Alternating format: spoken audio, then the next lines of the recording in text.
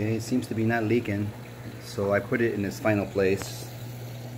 A little stand inside of my aquarium, my refugium kind of, sort of, and I built an adapter which goes directly to the skimmer, just with some 1.25 inch PVC. It slips right over my bubble magnets entrance tube, I guess, and I just use the drill bit. It's very simple.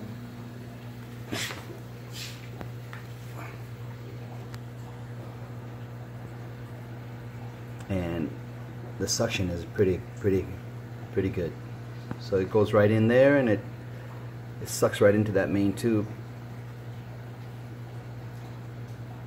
So it seems to be working. It's very simple adaptation. See if it works properly. Hopefully it does. Almost lost my fingertip doing it. Simple procedure, and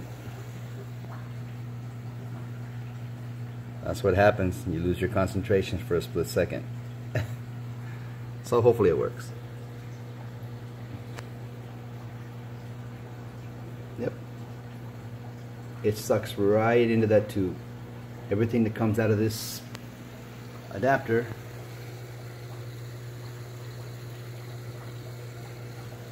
it really does siphon into this tube, like dramatically. You can't really see it, but the particles get sucked into this tube dramatically. You see that coral actually blowing towards that hole. Shows you how. So I did notice the pH dropped a little bit since I started these biopellets yesterday, and that's pretty normal for my aquarium. It does that the minute I add these biopellets or remove them. Corals do not like it. My anemones yesterday were not happy when I added this back, but today they're fine. It's part of the shock, I guess, of these things. That's why they say you have to add very few at a time. I probably went overboard. I probably added a little too much. Should have been a little bit less, but I know my aquarium, and I know it's gonna. They're gonna be better off with this in the long run. Because my nitrates and phosphates went crazy after I removed this.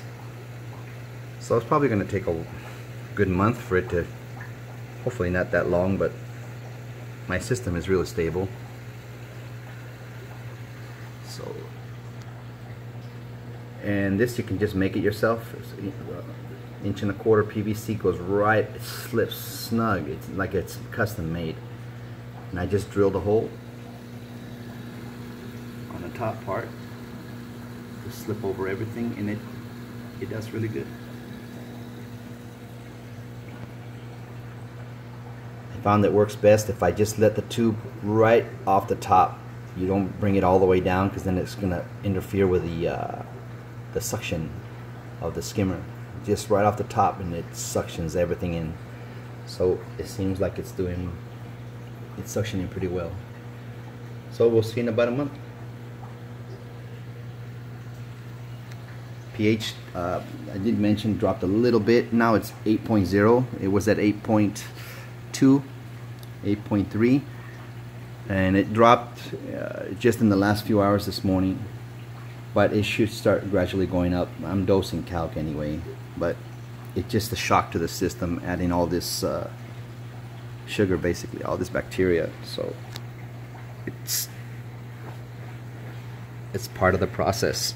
I'll keep an eye on it and make sure it doesn't, you know, have any detriment to my aquarium. We'll see. But last time I did these, the same thing happened when I added these in it. But after a month or two, my tank runs really smooth. Everything starts to bloom and flourish, and both the SPS and the LPS do really well. Of course, the SPS will do a little bit better. The LPS will nag a little bit. They don't quite look this lush. This is because of the, you know, the higher nitrates and phosphates. But Tipra don't care. They just grow like crazy. But it's a process, you know. It's a continual process of growth. These aquariums, it's not something that just overnight, you know. It's almost like it's like nature. It's just you have it in a tank. It's a process, you know. Everything is slow, but that's what it's so cool about it. It's the science of it. All right, guys.